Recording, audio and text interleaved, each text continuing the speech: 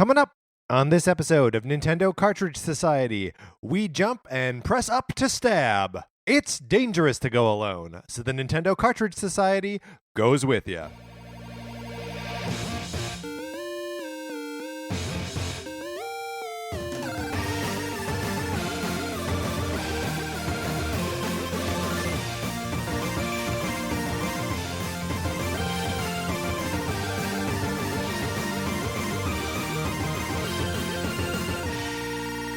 Welcome to Nintendo Cartridge Society. My name is Patrick Ellers, and I am joined, as I am always joined, by my co-host, Mark Mitchell. Mark, how's it going? Patrick, it is so good to be here. Listeners, it's so good to be here with you. Man, yeah, it just feels really good to be here. You feeling like some warm fuzzies? Look, here's what's going on. One of my neighbors is either got a fire in the fireplace or they're cooking s'mores or something. We are getting some very gentle smoke scents coming up to the apartment. It's amazing. Here. Yeah, it feels great. I feel like we should be under a cozy blanket. And we should be in a reclining chair, and we should have a mug of hot cocoa. Yeah, it feels all kinds of weird because it's 70. It was almost 80 degrees here today.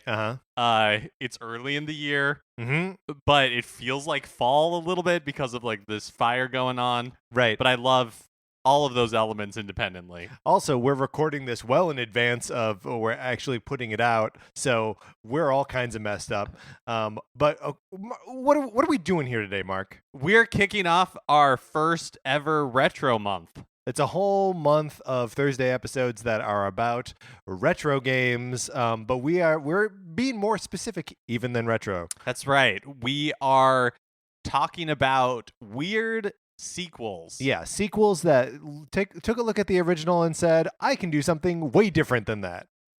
Is it better? I don't know.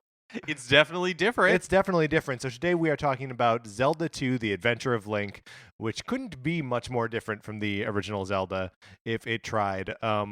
We've probably been talking to you about this already in episodes leading up to this, but the remainder of our schedule for this month is as follows. Next Thursday on the 14th, we are going to be talking about Mario Land 2, 6 Golden Coins on the Game Boy, which is available for anyone that has a 3DS. You can play it there from the Virtual Console. And then on the 21st, we're playing Star Tropics 2, more commonly known as Zoda's Revenge. This one's hard to get. This one is hard to get, because here's where you can get it. You can get it on the Wii eShop. I mean, you could have if you had already done so. Right, on January 30th. That's right. The Wii eShop gone. Become completely defunct. That's right. So I still have it downloaded on my Wii U, so that's where we're going to play that. If you've never played it and want to, tag along, check out some clips on YouTube or something. And then on the 28th, we are going to be playing Castlevania 2 Simon's Quest, which is on the 3DS or the Wii U Virtual Console. Originally came out on the NES. So these are all... That's what we're doing this month. But before we get into actually talking about Zelda 2, my copy of Sonic Forces. It's basically a retro game at this point. It's basically a retro game, and it is a weird sequel. Checking all the boxes. If you would like to borrow it, and I know you would, you should email us with your physical human mailing address, where you reside sometimes, or a P.O. box, I don't really care. Send that to Nintendo Cartridge Society at gmail.com, and we will send that to you. You get an envelope that has the postage back to us. It costs you what? Nothing. And then you get to play Sonic Forces and participate. Which will only cost you your dignity. Right. And maybe a little sliver of your soul. All right, Mark, we've got a Zelda 2 to talk about. So I vote let's do it. I second that. Thank you. And the motion will now go to the floor for a vote. All the ayes? Aye. All the nays? All abstaining?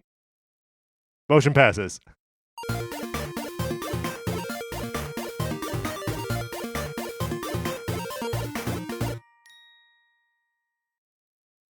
Zelda 2. The Adventure of Link. What a weird one. Yeah, so this is a game that I played a ton growing up. I would say that for me, this was the Zelda game that I knew best first. and not like I didn't come to the original Zelda until many years after. What is your experience with this game growing up? This is probably the main Zelda title that I know least, for sure. Like, I never played it growing up. I think the first time I played it was maybe when I was like 19. And my friend had an NES, and we bought this from like a old game shop, just like the cartridge, and played it for a tiny bit. But it was so different from what I was expecting and so challenging that didn't really play it at all. Tried it again a little bit when the NES Classic Edition came out. Again, just found it almost impenetrable.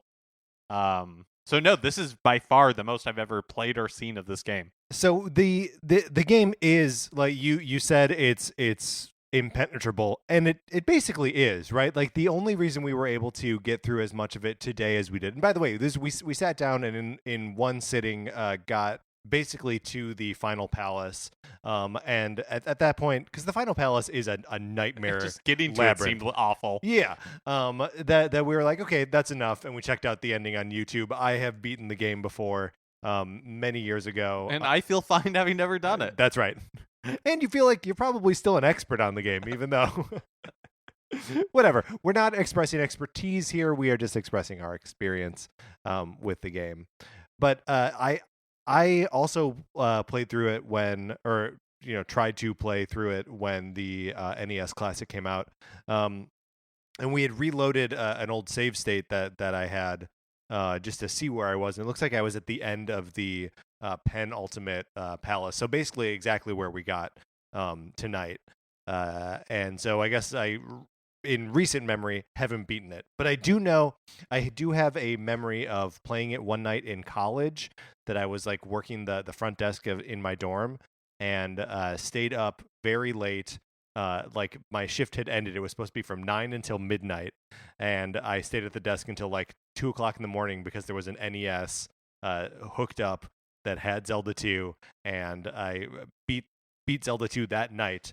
I remember just feeling so heroic and awesome, because the game is too hard. The game is. I was surprised at how challenging it is. It reminded me a little bit of the Lost Levels or Super Mario Brothers 2. Yeah, where the idea behind it, as far as I understand it, is that they were like, "Hey, you've beat Super Mario Brothers, so now we assume you're at that base level of skill, and so we can just go on from there." And that's kind of feels how Zelda 2 was developed. Oh, geez. Where like it out the gate is, I feel like, much like at the same difficulty as the end of the original Legend of Zelda. Except it feels like it's. I would agree. It just, like, if we were somehow able to just quantify difficulty, that the beginning of Zelda 2 is as difficult as the end of Zelda 1, but they are difficult in totally different ways. Like, the original Zelda is really just, as far as like combat is concerned, is just about like positioning yourself on the map, and like, if you can dodge around, you're probably in pretty good shape. But in this one, there's so much of the like stabbing and ducking and jumping, and like how you block with your shield, and like strategically using magic at times when you're like, okay, I'm gonna fight a bunch of dark nuts here, I should really throw on a shield or whatever. That there's so much to this that's so difficult, that, like, I don't know, it feels almost incomparable to the original Zelda for me. Yeah, I can see that. I can see how there is very little like connective tissue. Yeah. Other than it stars somebody named Link, and you are. And he uses a sword. Yeah. Yeah. And you're like Ganon is a presence, but he's not really a threat outside of when you die, his minions use your blood to bring him back to life. Should we talk about the story here? Because you just said something that's insane. You said when Link dies, Ganon's minions use Link's blood to bring Ganon back to life. That's how Ganon comes back to life in this game. And that's Ganon's only threat to this world at this point. Is that he'll be back. Right. And point of order. Yeah. Doesn't that just mean that it's inevitable then? Like, because Link will die someday? Or does it have to be one of Ganon's minions that ends his life in order for Ganon to be back. That, of course, is not true because in Zelda 2 we see him fall into a pit. Yeah, that's true. And Ganon's back. So the implication is that like Ganon's minions are like rappelling down the pit so they can retrieve Link's remains. That's very Dark Souls, though, in that like no matter what you do, like this is all just a cycle. Yeah, and Ganon's going to be back no matter what. It's just a matter of time. Always going to be back, which is has proven to be true for Hyrule.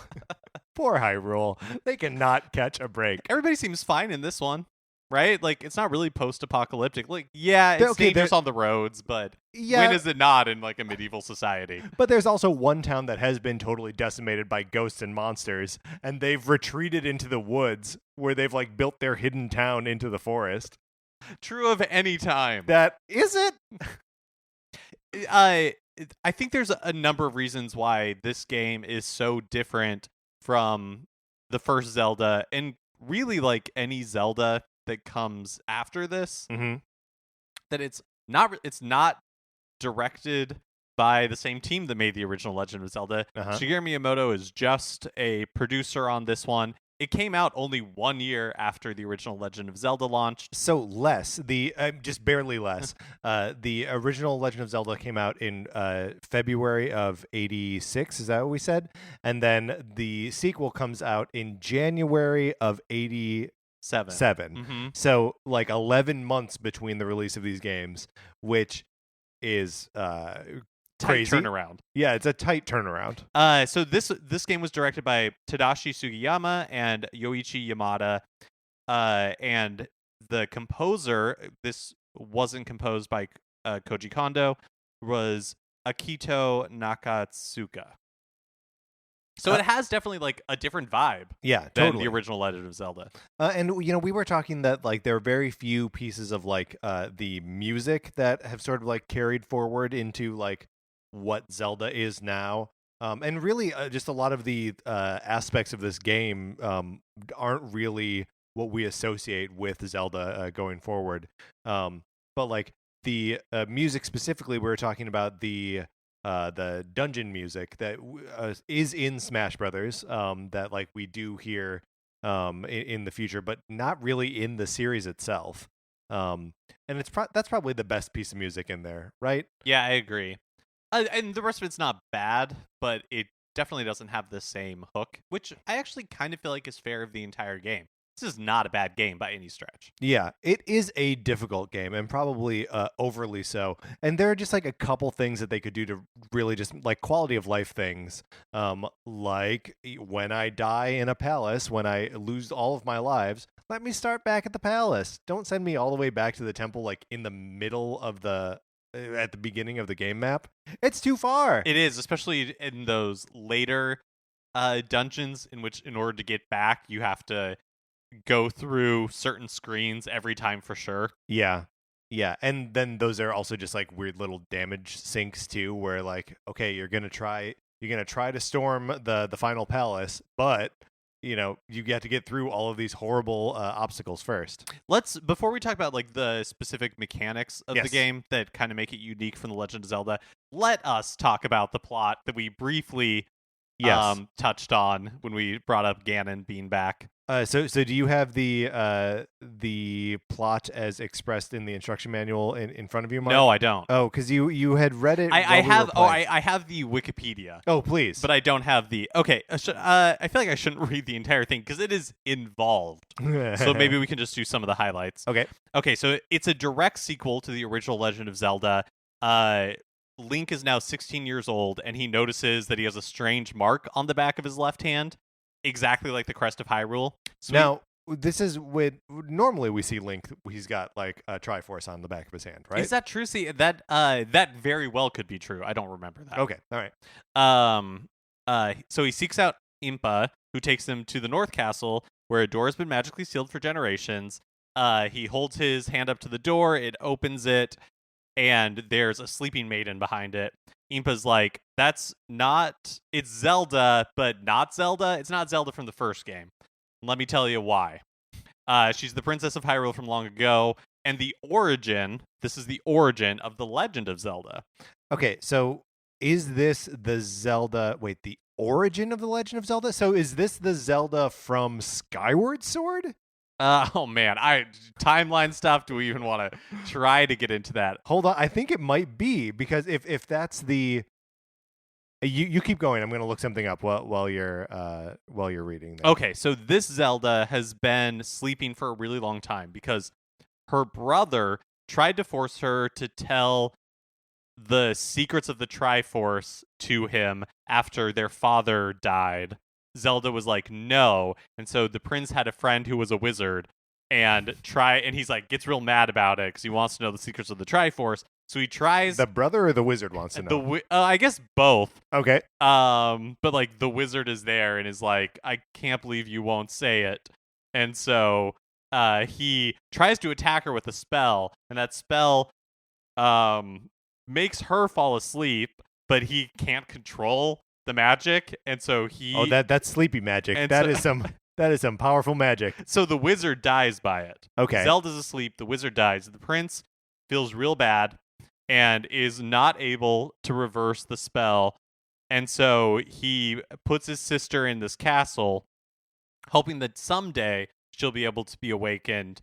And he decrees that all princesses born to the royal family from that point forward will be named Zelda.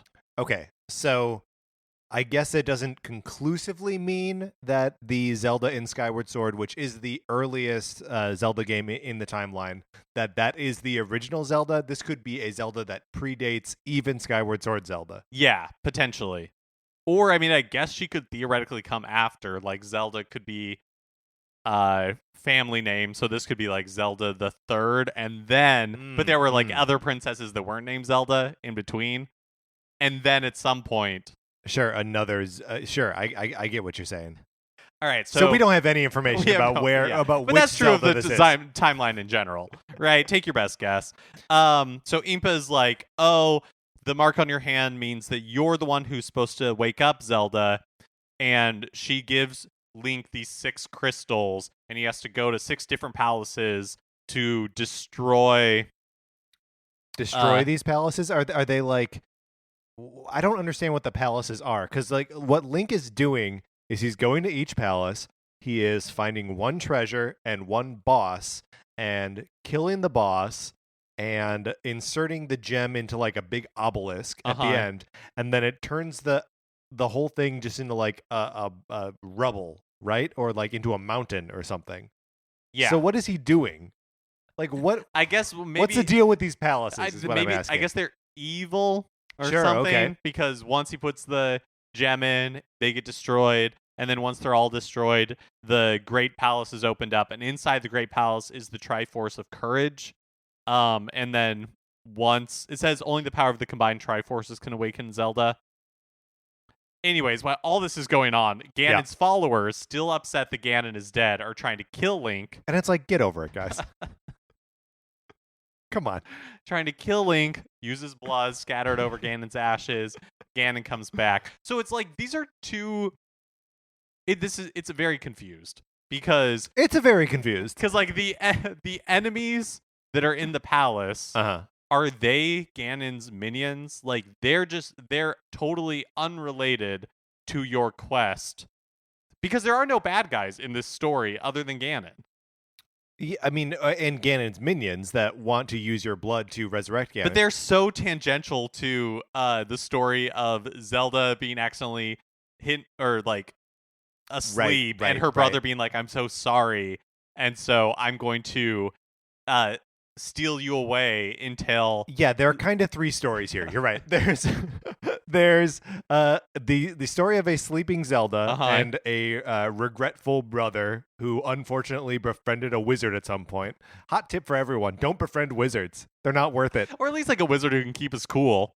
I mean, look, if you can use your wizard connections to like have a nice evening at the Magic Castle, do it. It's great. It's expensive, but it's worth it. Hey, economy of characters. Let's just make the brother the wizard. Absolutely. We've never known a Zelda brother before. Why is he not just a wizard? Then you don't need to kill someone by casting a magic spell. Like have the brother put Zelda to sleep and then be like, oh, wait, that was a terrible, terrible thing to do. I have remorse. Instead of like, I have remorse for my weird wizard friend accidentally doing this? Or what if the brother, in trying to cast this spell, ends up putting both Zelda and himself to sleep? Perfect. And he wakes up and he's trying to kill Link.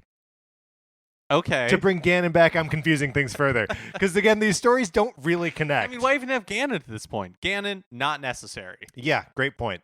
I mean, maybe the brother never, was remorseful. Maybe he is, and he dies, an angry wizard and, puts a curse on everything so Zelda can't wake up. Mm-hmm. So that's why there are bad guys chasing you? Look, the story needs revision. Mark and I are not...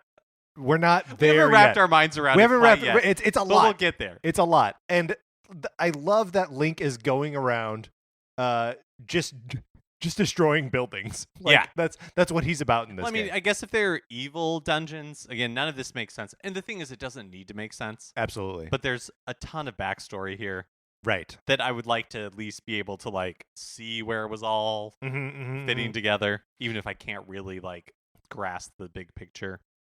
So by the end of the game, Link is battling a shadow version of himself. Which is cool. Not really explored or explained, unless, do you think that is the ghost of Zelda's brother? Who was Link's shadow all along? Sure. I kind of like that. I like that too, that he's following along. I like that Dark Link, Shadow Link, is maybe the one vestige of Zelda 2 that has that gets persisted. Carried forward. Yeah. Because otherwise, you see enemy types in this game that we don't really ever see again. I do think it's interesting that, here are some boots that let you walk on water. I guess there are sort of the little hover boots in Ocarina, or the iron boots that let you walk on the bottom of the lake. But you don't really see that kind of thing again. The raft. That's an item from the original Zelda that makes an appearance here, and then no more, right?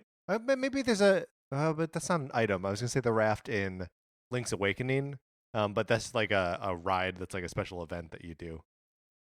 Anyway, that there are items and stuff in this game that do not show up again in future installments. Yeah, and the basic bones of this game were a crazy experiment from what was in Legend of Zelda, which was a straightforward just action game.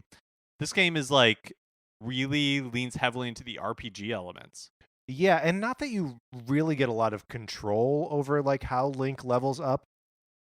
Every time you hit a new barrier of experience points, it brings up the three attributes that can be upgraded: attack, magic, and health.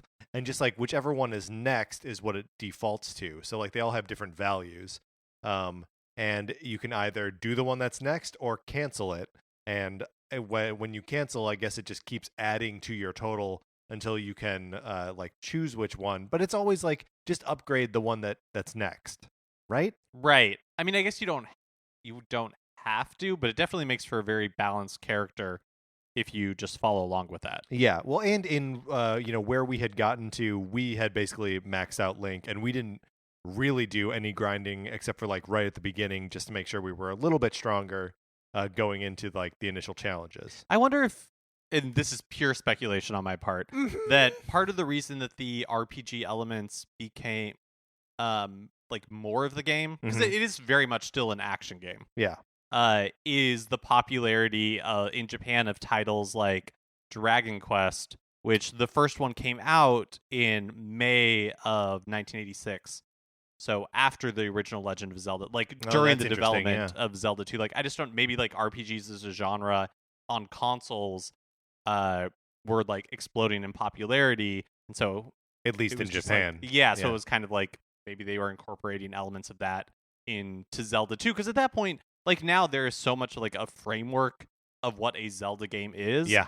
But with Zelda 2, it's we have this one game that was very cool, but was, there was a lot that you could iterate on, and they chose to iterate it in a very specific direction. Yeah. Well, and it's also so weird that just the way this game treats perspective, there's no other Zelda game that switches back and forth between like the 2D. I mean, the original Zelda kind the of original does Zelda, that a little bit, but like only for the like those treasure rooms. right, like when you're getting the raft Yeah. or things like that. Like, and they're like in dungeons. So the way that this game works is that it still has an overworld, but none of the action takes place on the overworld. It's just a map. You cannot fight on the overworld. Yeah. So it's just a map that gets you around, and there are like random enemy battles. And when you're walking around, 3 enemies spawn right in like 3 of the cardinal directions, and as you're moving, they move, and so eventually, like ghosts in the Pac-Man board. yeah, exactly, they will catch up with you, and then you're taken into an encounter that is a side-scrolling level. Yeah. And you will also encounter these same sort of like side-scrolling levels when you step on specific tiles that they are just like, specific encounters that you will always have to deal with when you're, walking through, when you're taking a specific path. And then that is also what a town is, and that is also what a Dungeon palace is. Yeah. Which means that like the majority of the the world map does feel more like it is a map, right? Like you are planning out where Link is going to go, and then the like individual encounters from there are like pulled out into separate little scenarios, which is kind of cool and like a neat way to treat the limitations of the NES hardware. And it definitely makes the game much more of a platformer than the original Zelda. Well, let's talk about that briefly, because the platforming is rough in this game. Not fun. Not fun. The knockback from like any enemy, any damage you take, Link flies back like a body and a half. And there's a smaller knockback just for hitting anything with your sword. That's right. You knock yourself back. The enemies don't get knocked back. They stay put. But you get knocked back when you hit someone with your sword. And, when you are playing a game where you're taking a bunch of hits and like your health goes down slowly and you have spells to heal yourself and to reduce the damage you're taking, the fact that you can be knocked backwards and fall into a pit and die, just straight out die, it's pretty disappointing. And I don't know. I don't think it makes for I don't think it's additive to the game. I think it makes the game worse. Yeah, I think so too. I mean, it's a little unavoidable because I feel like the game is too hard, but would maybe be too easy without those platforming. I mean, it could just do the thing that like so many other Zelda games do, where like you fall into a pit and it's just like you lose a heart and go back to the like where you came into the room. Yeah. I feel like that would be fine. There's no reason to be like, well, you died, you're done. It's just too punishing. So we started playing this game, and I said, Mark, you play, because I've played this game many times. Yeah, and I had only played it a tiny bit. I got to just about the first dungeon. Yeah. With me sort of I felt like I was maybe a little like overbearing in my like, go here, now we're gonna go over here, now this is over here.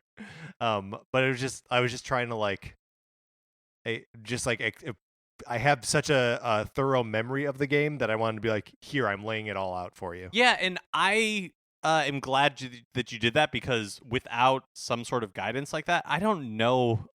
My problem with this game has always been that I find it so difficult to understand what I'm supposed to do next. Yeah. Like where I'm supposed to go and what I need to be doing at any given moment.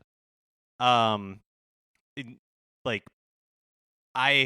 last time I tried to play this on the NES Classic Edition, I tried playing it with a guide, but a guide is so necessary for like every moment in this game that it wasn't fun, because I was literally just like reading and then moving like one or two screens, and so it just wasn't.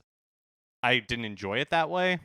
Yeah, I do think. I mean, they're never gonna like remake this game or whatever, or even like just a remastering of it. But like the tiny dialogue boxes in this game don't do it any favors, because like when you go to a town, the people do try to tell you what to do. But like the space that they're given to like speak these things to you is so small that like they have to be cryptic. Their sentences are like 4 words long, and like they often don't make sense. And you also can't tell like what is just someone saying like hi to you and what is someone like in the second town you have to retrieve a trophy for someone, and like the only thing she'll say is like I lost a trophy in the desert. And you have to infer from that, okay, I have to go to the desert and like find this thing somewhere, bring it back to you, and then you will give me a magic spell that I can then use to get further in the game. But it's so like there's just not enough information. The game needs to have more. And I will say this about almost no other video game. It needs more text explaining itself. Yeah, I totally agree. And I kept asking you as we were playing, like, how did you do this as a kid? I don't know how I did this as a kid. I know I subscribed to Nintendo Power, and I know that I was a child, so I had an endless amount of time. There were summers I didn't go to school all day. Like that must have been it. That like I just had been to every corner of this map dozens of times. This is another thing that's difficult to quantify, but like I feel like The Legend of Zelda is less obscure in like its directions and what you're supposed to be doing at any time than Zelda 2.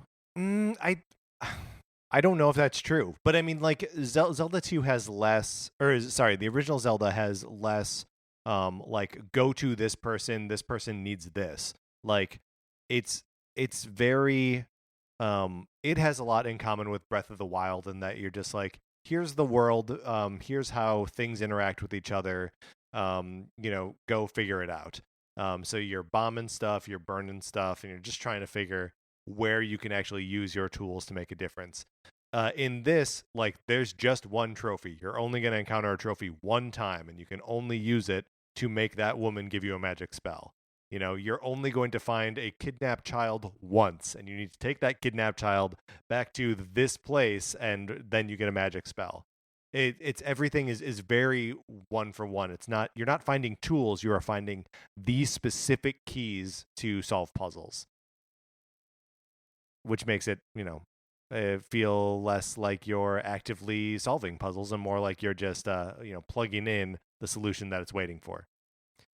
I did actually enjoy this a lot more than not that I was expecting to, but I think I appreciate Zelda 2 more after this than I did initially. Okay, so what do you think that is? Like what part of it, or like at what moment where you're like, oh, okay, I get what's interesting about this or what's fun about it? I think it was just having you be able to like give guidance and direction, and being able to see further into the game. Because again, like I said before, a lot of it for me before was just wandering around, getting frustrated very early, and then just being like, whatever, like this isn't worth it. But it is a very hard game. Yeah, well, and it's too hard too early. Like one of the things that we were commenting on as we were playing is after you do the first palace, your next task is you've got the candle, you've got the jump spell, so you've got to go and like deal with Death Mountain, which is this insane like interconnected series of tunnels, and they're all filled with really difficult bad guys. And the further you get into it, the further you are away from your respawn point when you lose all of your lives, which you will because you're not very powerful at this point. And like it's a real gauntlet that you have to endure. And then once you do that, the game world opens up quite a bit. You've got like a shortcut because you've got the hammer. You've got a shortcut like to that side of the continent, and you can get to all these other things. Like the game really, really, really opens up after this really challenging, really linear, like Death Mountain experience. Yeah, it's a total gauntlet. And it's like that is a difficulty spike that will prevent most people from seeing the rest of the game. And that's immediately after the first palace. That like that's where the spike is. And so that makes it a way less approachable game than it really should be. The boss battles are also very unique to Zelda 2, where they feel, I guess, like the closest thing that I compare it to is like Castlevania bosses. Yeah, instead of totally Zelda Castlevania bosses. Yeah, they're just big dudes. Yep. That have like a specific item type, but it's all the same sort of like sword combat. There's no puzzle solving within the bosses, which I feel like there was even a little bit of that to my memory in the original Zelda. Yeah, well, like the original Zelda at least has the thing of like you use the item that you found in, not all the time, but you use the item you found in the dungeon to attack the boss. And, that is a unique experience, and the boss is an extension of the level. This is just like, no, here is a dude with a horse for a head, or here is a guy with a spiky hat, or here is a dragon that's coming up out of the lava.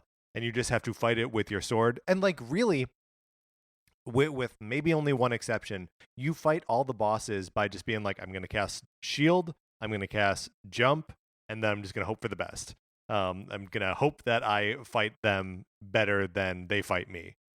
There's the one where you have to cast reflect and just hide in the corner and just shoot his magic spells back at him. But other than that, they're all exactly the same, which is kind of a bummer. Like I like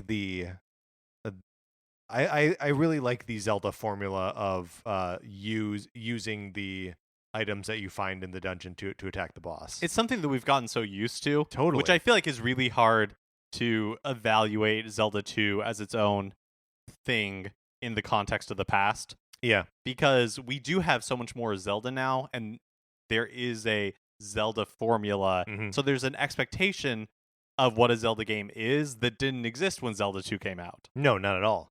I guess that does in that way make it a little bit more like Breath of the Wild, because Breath of the Wild, all of those boss fights, you're just, as always, you're just bringing the tools that you have with you from wherever you got them.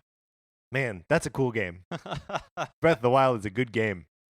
We did at one point get sick of the music playing Zelda 2, because there's really only like 4 or 5 pieces of music that the game cycles between. We listened to a little bit of the Smoking Popes and then put on the Breath of the Wild music, and that made it feel, I don't know, I think we were just remembering Breath of the Wild, which is always a fun experience. Mark, you want to remember Breath of the Wild for a while? We don't have to do it right now. We can do it off mic. So what would you say is your like big takeaway from us playing through Zelda 2 this time? That it's a good game in its own right. Yeah. I don't know that I feel a need to go back to it anytime soon. I don't know that I feel like it's a unappreciated gem. What do you think that the general feeling on Zelda 2 is? I think most people don't care for it or don't remember it. But I know there is a like contingent of the internet that holds it in like high regard. And I do think it, I don't know, I like this game a lot. And I recognize that a lot of that is my nostalgia for it. But like, I don't know, if only it had the little fixes that because it doesn't feel inaccessible to me. It feels accessible, but only because I already know it.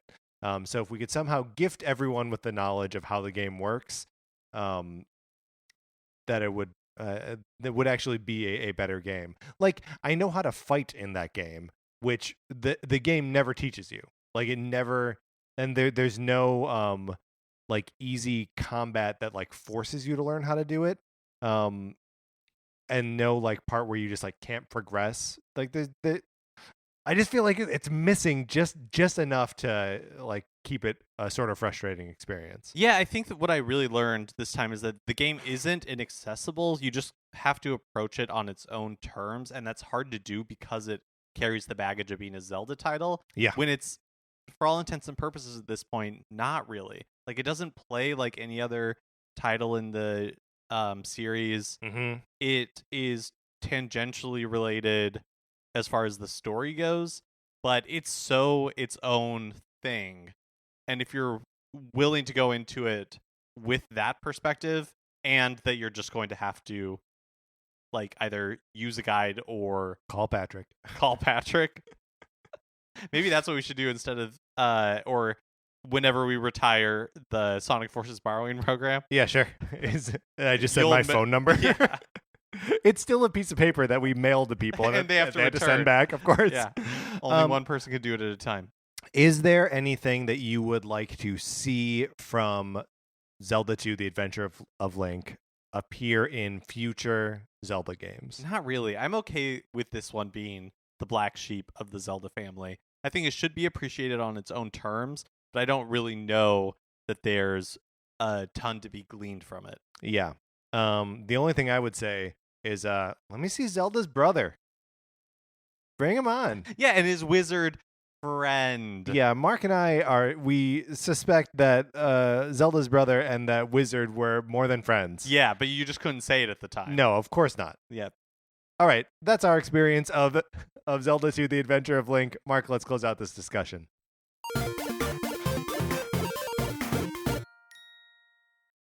But, you may have played this game. You, listener. I'm not talking to Mark anymore. If you played Zelda 2 and you would like to, tell us about your experiences of it, please do. You can email us at Nintendo Cartridge Society at gmail.com. Maybe you think it's not obtuse at all. Maybe it's your favorite in the series. No, that can't be.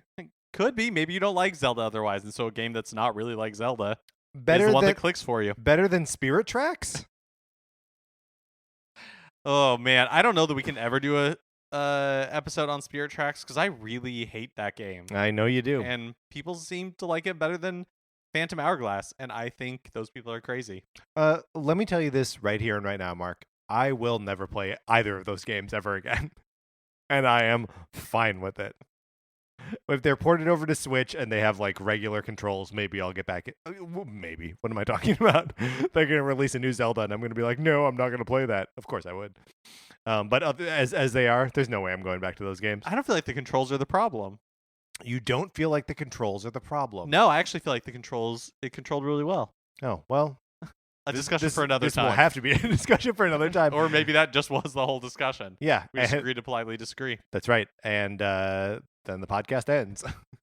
And that's it. We walk away. All right, that's going to do it for this episode of Nintendo Cartridge Society. Please rate, review, subscribe on Apple Podcasts. All of this helps us out. All of that. I don't know what I just said. All of that helps us out tremendously. If you want to follow us on Twitter, I'm at Patrick_Ellers. Mark is at MKE Mitchell, and the show is at NinCart Society.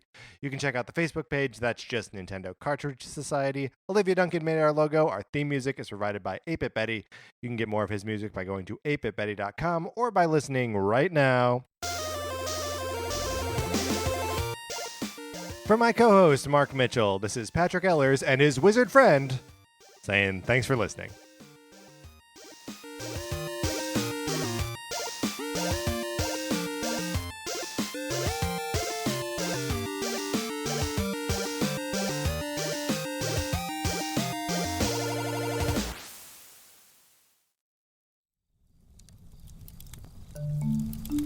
Campfire.